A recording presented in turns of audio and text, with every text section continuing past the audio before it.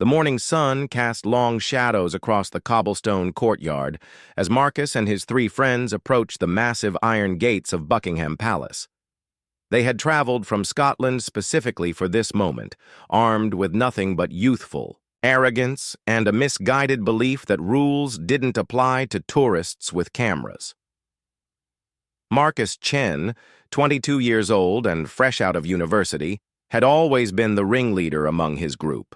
His companions, David, Sarah, and Tom, followed his lead without question, even when his ideas bordered on reckless. Today's mission seemed simple enough.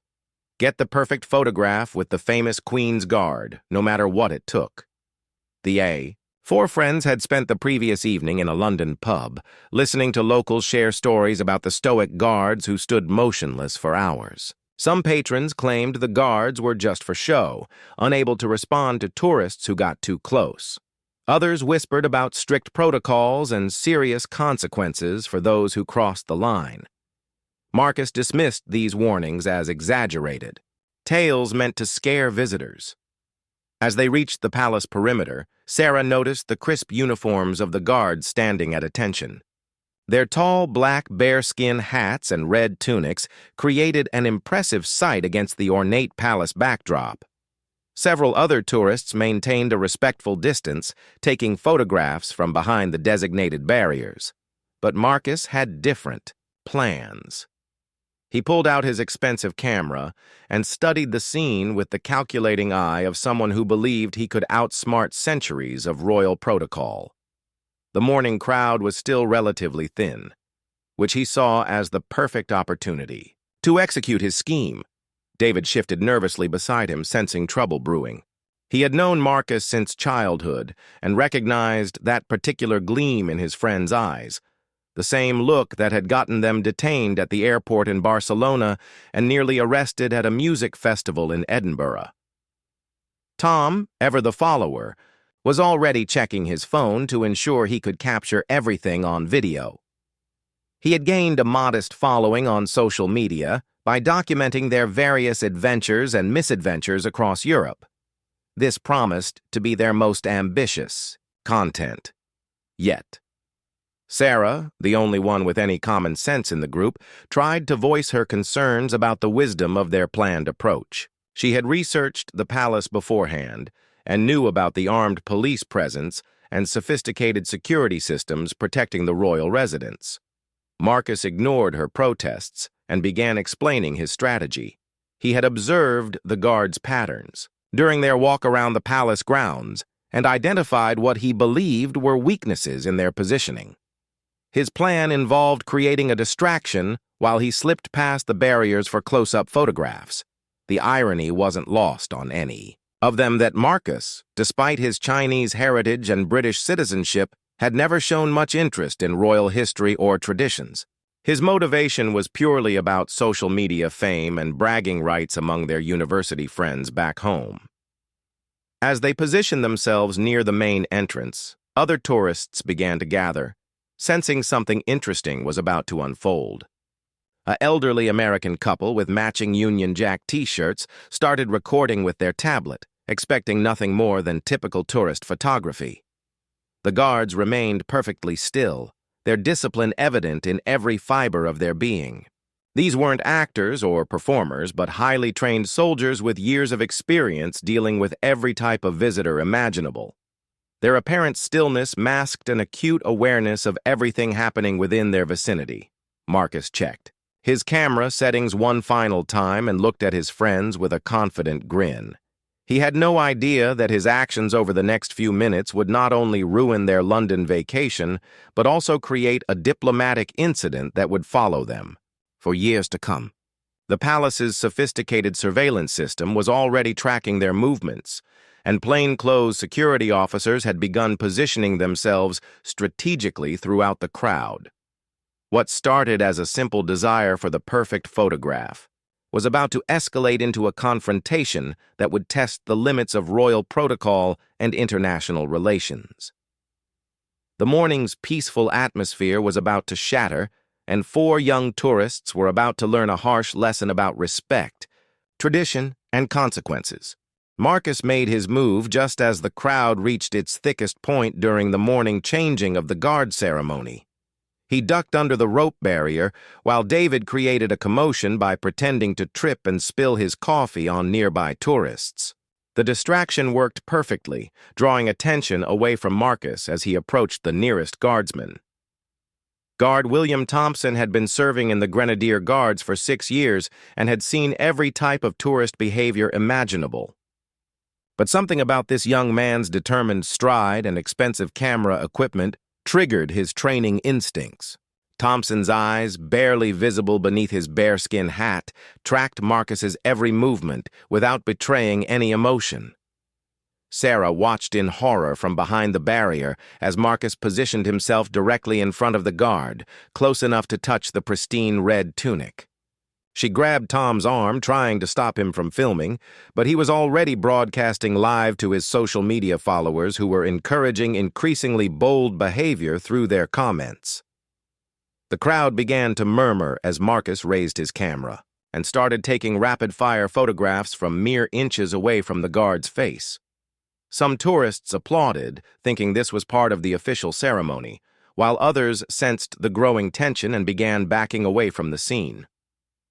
Marcus grew bolder with each passing second, encouraged by what he interpreted as the guard's inability to react. He began making faces and gestures, trying to provoke some response that would make his photographs go viral.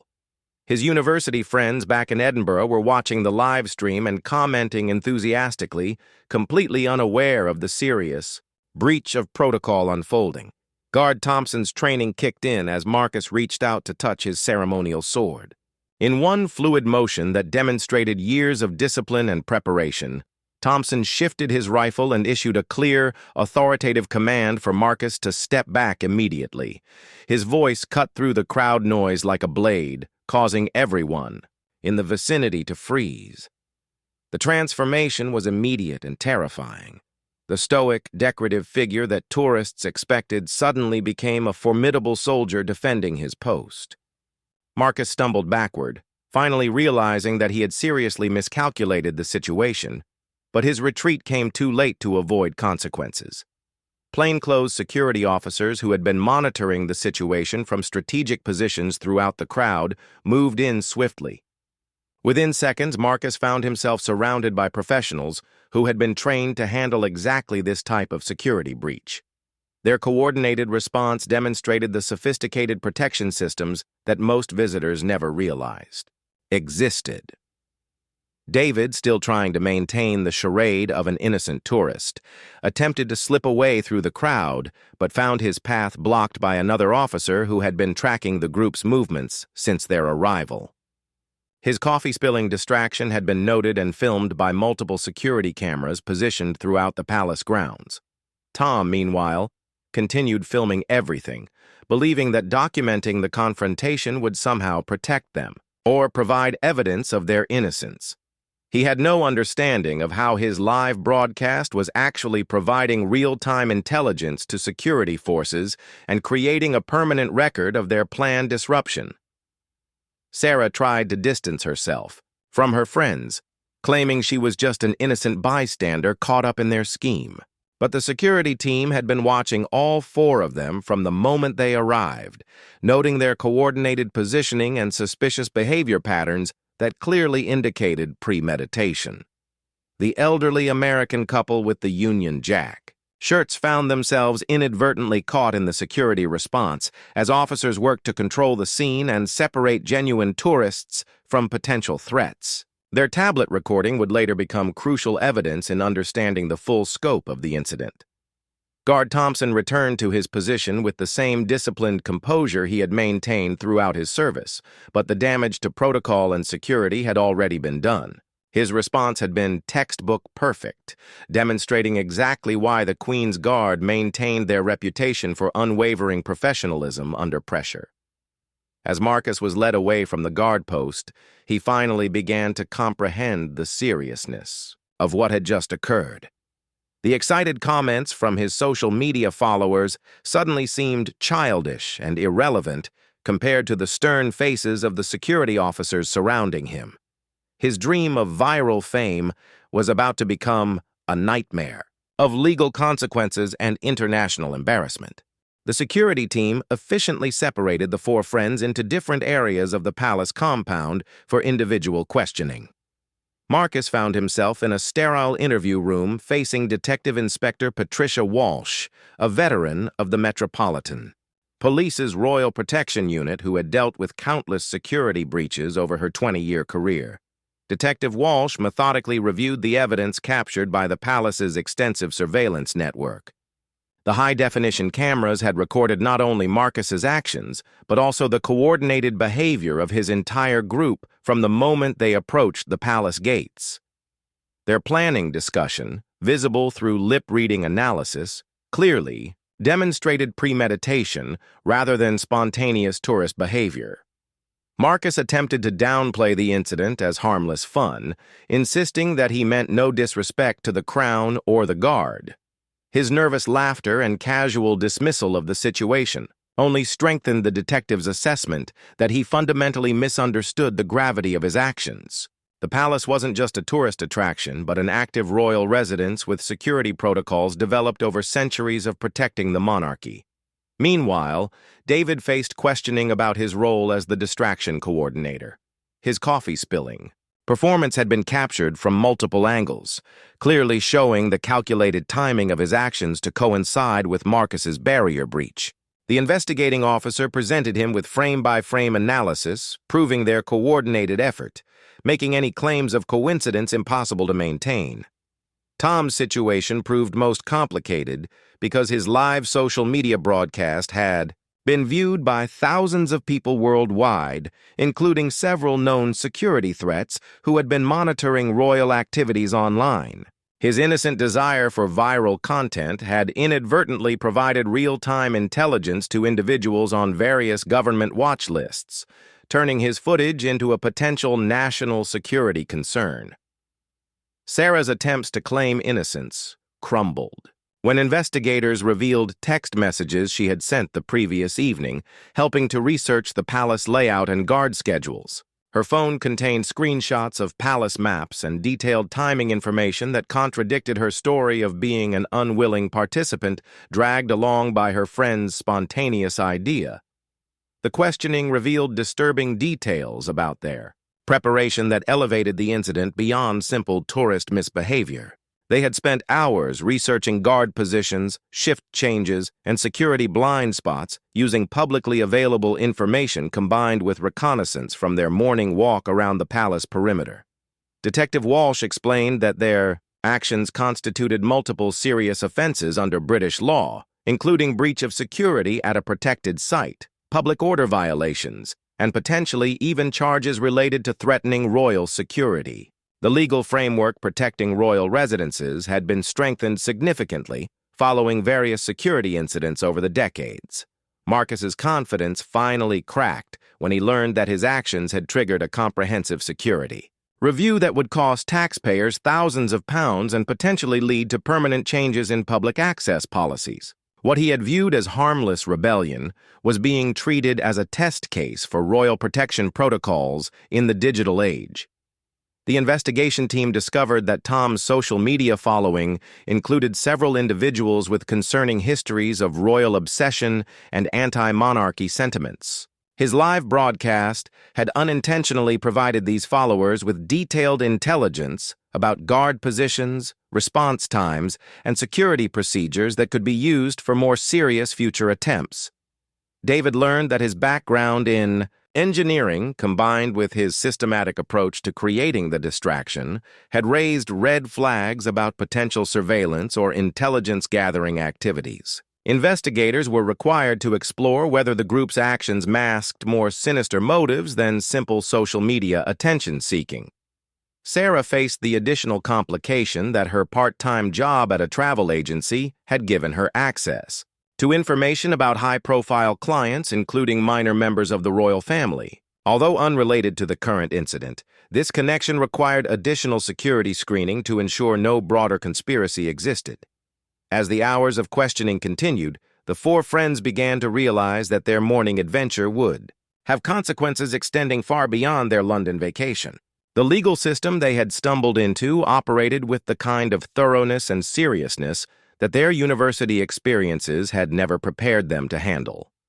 The palace's response demonstrated why royal security had evolved into one of the world's most sophisticated protection systems, capable of treating even seemingly minor breaches as potential threats, requiring comprehensive investigation and response. The legal proceedings began with a magistrate's court hearing where the full scope of charges against the four friends became clear. Marcus faced the most serious accusations, including aggravated trespass, breach of security at a designated, protected site, and public order offenses that carried potential prison sentences rather than simple fines. Solicitor James Morrison, assigned to represent the group through legal aid, quickly realized that their case had attracted attention far beyond typical tourist misbehavior incidents.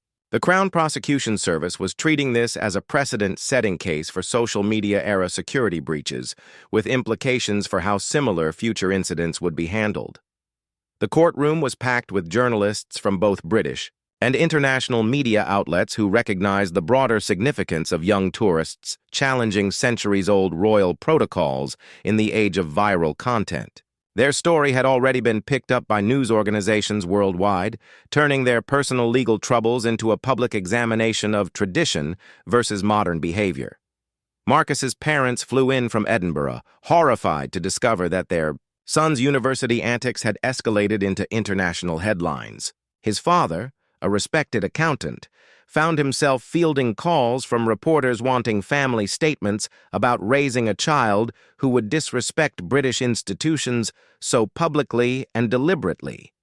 The prosecution presented a comprehensive case, built around the palace's extensive security footage, which showed not just the immediate incident, but hours of preliminary surveillance and planning by the group. Expert witnesses testified about the sophisticated nature of royal protection systems and how the Friends' actions had compromised multiple layers of security.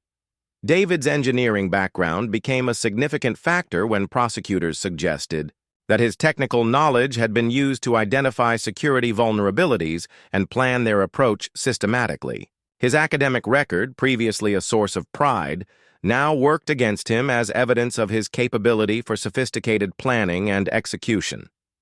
Tom faced unique complications because his social media broadcast had been shared and commented on by individuals in several countries, some of whom had made concerning statements about future royal visits or events. International security agencies had flagged his content, requiring cooperation between multiple law enforcement organizations. Sarah's case took an unexpected turn when investigators discovered that one of her travel agency clients had been a minor royal family member whose itinerary she had handled months earlier. Although completely unrelated to the palace incident, this connection required additional security screening and raised questions about potential long-term planning. The magistrate expressed particular concern about the group's apparent lack of understanding regarding the seriousness of their actions, noting that their social media posts following the incident showed continued mockery of royal traditions rather than remorse or recognition of wrongdoing. Expert testimony revealed that their security breach had forced a comprehensive review of palace protection protocols, costing taxpayers significant amounts while potentially compromising future security arrangements. The financial impact alone elevated their case beyond simple public mischief into the realm of actions affecting national security infrastructure. The defense strategy focused on portraying the four as naive university students who had made poor decisions without understanding the broader implications of their actions. However, the extensive evidence of planning and Marcus's dismissive attitude during questioning undermined attempts to claim innocence or ignorance. International implications emerged when Chinese diplomatic officials inquired about the treatment of Marcus, a British citizen of Chinese heritage, leading to delicate conversations between government officials about the case's handling and potential impacts on diplomatic relations. Media coverage intensified when royal protection experts began using the case as an example of evolving security challenges in the digital age. where traditional protocols designed for discrete individual threats now had to account for viral content that could inspire copycat incidents worldwide. The Friends University began its own investigation into their conduct, as their actions, while representing the institution abroad, had violated student codes of conduct and potentially damaged relationships with partner institutions in London. Academic consequences now loomed alongside legal penalties. As the court proceedings continued, it became clear that their morning adventure would have repercussions extending far beyond anything they had imagined, affecting not just their personal futures, but potentially influencing how royal security would handle similar incidents for years to come.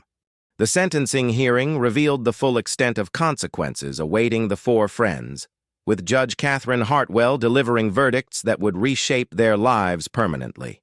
Marcus received 6 months imprisonment suspended for 2 years, along with 200 hours of community service and a lifetime ban from all royal properties throughout the United Kingdom and Commonwealth realms. The community service assignment proved particularly pointed, as Marcus was required to work with organizations supporting military veterans, including many former guards who had served at royal residences. His supervisor, retired Sergeant Major Robert Davies, had served 15 years protecting the royal family and took personal offense at Marcus's cavalier attitude toward traditions he had dedicated his career to upholding. David's sentence included a substantial fine of $5,000 plus court costs, reflecting the judge's view that his engineering expertise made his role in planning the security breach more serious than simple tourist misbehavior. The financial penalty effectively wiped out his savings and forced him to defer his planned master's degree program while working to pay off the debt. Tom faced unique consequences related to his social media activities, including a court order, requiring him to remove all content from the incident and cease any online discussion of royal security matters. The restrictions extended to his followers, creating a chilling effect on his social media presence that destroyed the online reputation he had spent years building. Sarah's punishment included a travel restriction, preventing her from visiting central London without prior police notification, effectively ending her career aspirations in the tourism industry, where London connections were essential. The restriction would remain in place for 5 years, encompassing the crucial period when she had planned to establish her professional career. The international implications expanded when other Commonwealth nations began implementing their own restrictions on the group's future travel. Canada, Australia, and New Zealand all added their names to watch lists, meaning their royal security breach would follow them globally for the foreseeable future. Marcus's university career effectively ended when the institution expelled him, following the conviction, citing violations of their international conduct policies and the negative publicity affecting their London exchange programs. His academic transcripts would permanently reflect the disciplinary action, making transfer to other institutions extremely difficult. The financial costs multiplied beyond the court-imposed fines when the palace's insurance company initiated civil proceedings to recover the costs of their security review and protocol updates. The group found themselves facing additional tens of thousands of pounds in damages that their families would struggle to pay for years. Employment consequences became apparent as background checks for any position requiring security clearance or public trust now revealed their criminal convictions. David's engineering career prospects dimmed significantly, while Sarah found herself unemployable in any role involving travel or hospitality services. The psychological impact on their families proved devastating, with Marcus's parents facing social ostracism in their Edinburgh community where neighbors and colleagues had seen the international media coverage. Their family business suffered as clients questioned their judgment in raising a son who would embarrass Britain so publicly. Tom's younger siblings faced bullying at school where classmates mocked their brother's humiliation and the family's association with disrespecting the Queen. His parents considered relocating to escape the ongoing harassment and protect their other children from continued persecution. The group's friendship dissolved under the pressure of mutual blame and legal costs, with each member's family holding the others responsible for encouraging their child's participation in the scheme. Lawsuits between families over shared legal expenses created additional court battles that prolonged their ordeal.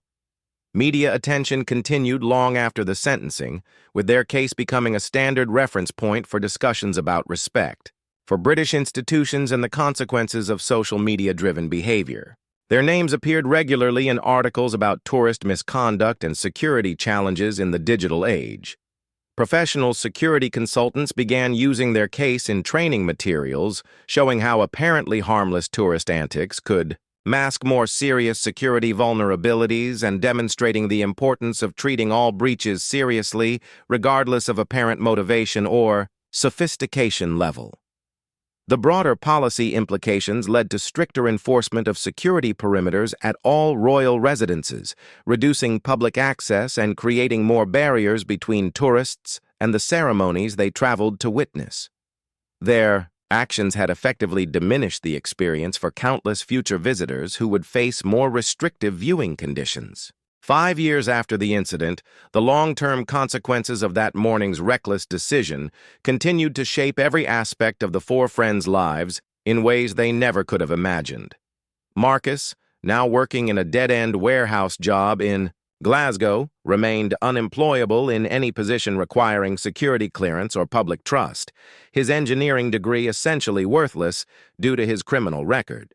The psychological scars ran deeper than anyone anticipated, with Marcus developing severe anxiety whenever he saw news coverage of royal events or British ceremonial occasions. Therapy sessions revealed how his initial bravado had masked a fundamental misunderstanding of cultural respect that now haunted his daily interactions with British society. David managed to find work with a small engineering firm willing to overlook his conviction, but his career advancement remained permanently stunted. Colleagues who discovered his background through internet searches treated him with suspicion, questioning his judgment and reliability on projects requiring discretion or sensitivity to client concerns. His relationship with his longtime girlfriend ended when her conservative family discovered his role in the palace incident through online searches after their engagement announcement. The humiliation of explaining his criminal record to potential employers, landlords, and romantic partners became a recurring nightmare that affected his mental health significantly.